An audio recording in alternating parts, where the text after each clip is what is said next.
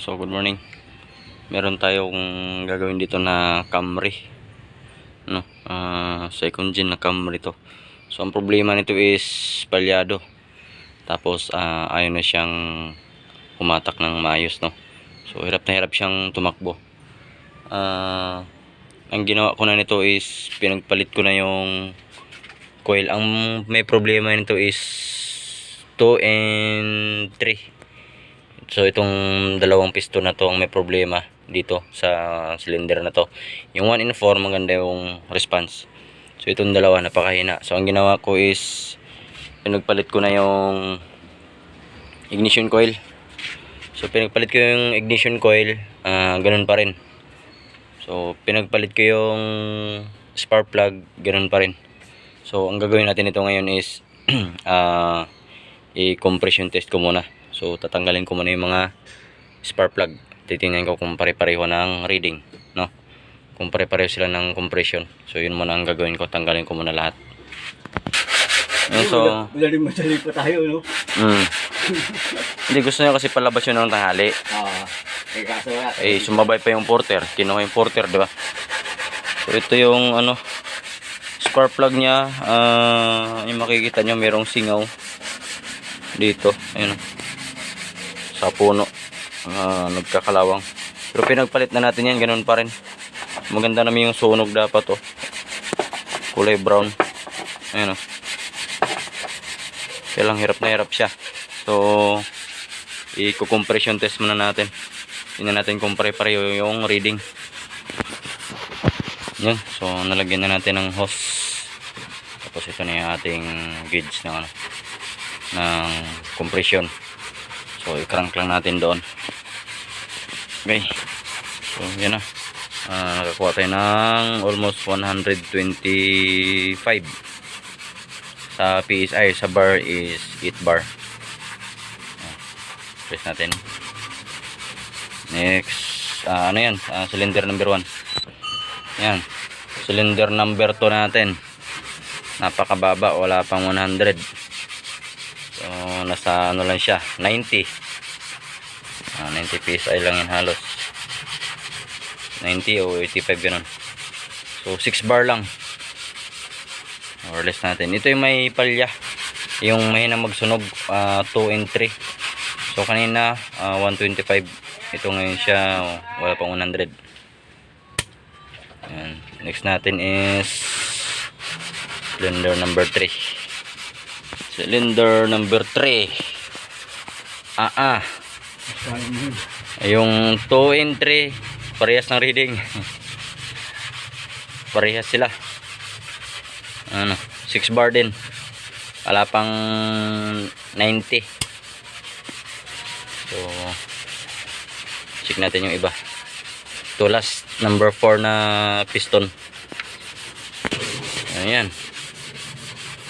Yung number 4 natin saka 1 parehas yung compression, 125. So halos nasa 9 bar siya. So kaya mahina yung natin dun sa 2 and 3. Yun ang may problema natin. So double check na lang natin yun bago tayo mag proceed sa dukot. Tingnan muna natin yung mga barbula kung wala bang singaw. Okay.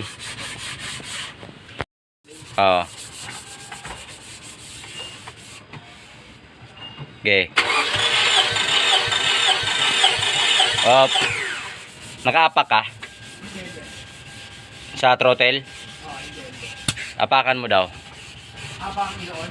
Oo. Apakan mo lang para mag yung compression.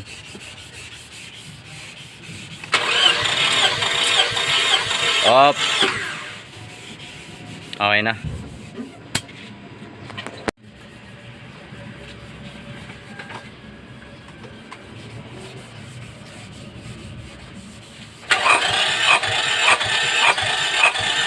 Up. Wait lang .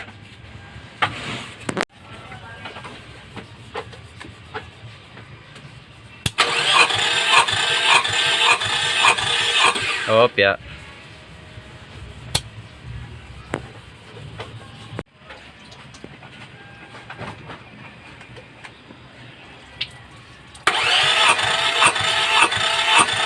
Up.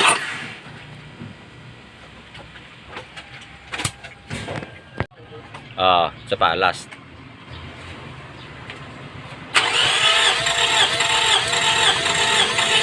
Up. So, natapos na natin i-compression test. Itong dalawa talaga bababa, pero lahat yung ano niya, no, mababa na yung kanyang compression. So dapat din mga 200, 175 to 200. So ang kanya is nasa 125 na lang. Tapos itong dalawa, naka open throttle ako, inulit ko ng compression test, hindi pa rin siya umabot ng 100 na PSI. So mababa itong dalawa. Ang ginawa ko ngayon is nilagyan ko muna ng motor oil. So tingnan natin, baka umikom lang yung ring. So ito, ginamit natin, medyo malapot yan. So ibabad muna natin dyan, tapos paanda rin natin. Start mo ulit. Okay.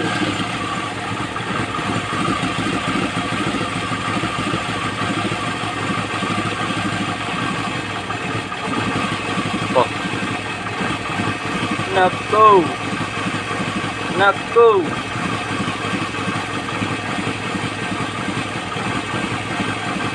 Okay na. Patay. Ang hatol. Bakbak ang makina. Kaya lang tanggalin yung ano nito, no? Timing chain. Timing cover. Ubad lahat to, ah. So itatap overall namin. So kasi nakita ko yung ano kanina dito sa may radiator niya, ang lakas ng bula. So yung bula niya sumasabay sa ano, sa palya ng makina. So umano na yung compression, tumawid sa kabilang cylinder. So, ganun ang nangyari. Tapos isang sign pa yun na overheat talaga siya, kasi yung kanyang filler cap, ayan o, nakita ko yung filler cap yun, nag-sharon na. Ayan na, kaya obligado tayo na top overhaul. Sana top overhaul lang, no? Sana walang alog yung mga piston. So ayan, no? Kumalo na yung ano, kumalo na yung tubig sa oil. So dito hindi siya makikita, ayan, no? Walang sign dyan na may halo. Pero nung pinaandar ko kasi kanina na tinanggal ko tong filler cap, yung lumalabas dito, ayan, o, yung lumalabas na talsik may kasamang kulay puti. So ayan. So ang gagawin dito is, ayan na, bakbakin talaga. Okay. So tanggalin muna namin yung cylinder head para makita namin kung ano-ano pa yung pwedeng palitan. So kaya pala yung radiator niya is ano na, tinanso na, hindi na urig yung ibabaw. Kita ko yung ano, yan, tanso na yan, saka bagong pintura.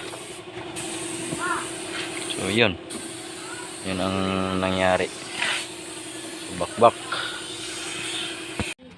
baklas, ano, maraming agad, maraming ebidensya. Tama, ebidensya, oh. So baklas na. Dito yung timing cover, tapos cylinder head. So sikip, pero tanggalin yung mga nandito sa left side lahat, kasi kailangan tanggalin tong ano, timing cover. So naka timing chain kasi yan. So ayan, tanggalin na namin to para matanggal na natin yung cylinder head. So mamaya makikita natin ano naging problema nun.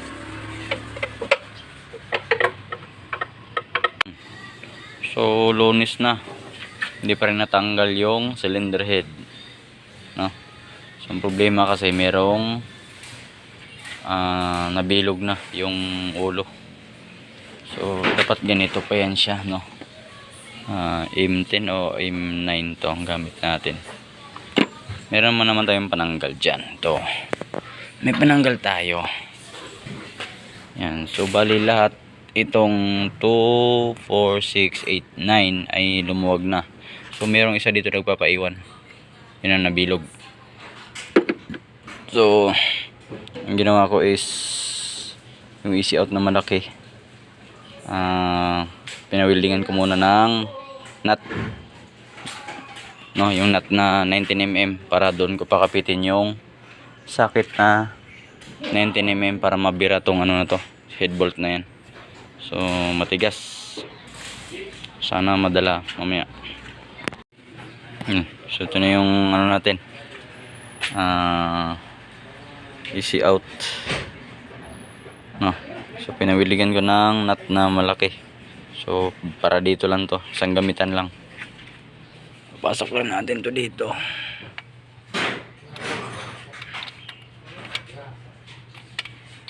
Tapos sigpitan natin. So sana madala siya. Yun. So, sana madala, no.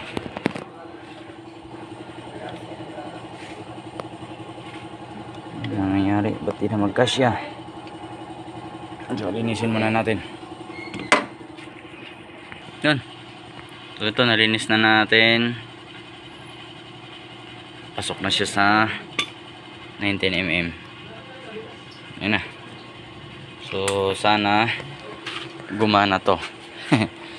Para hindi natin mahirapan dito sa pagbunot nito. So sana gumana siya.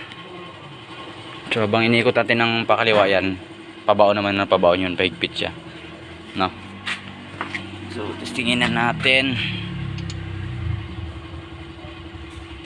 Yun, kumapit na siya. Kapit.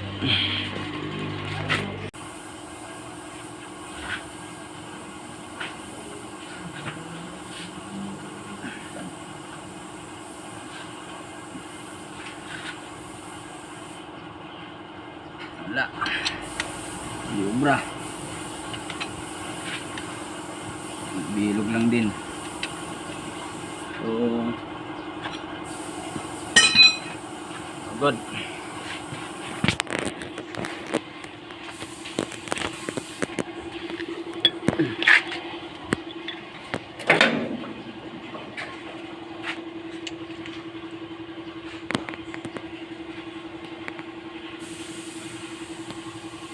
Ayan. Bilog lang yung ulo. Yare. Ayaw.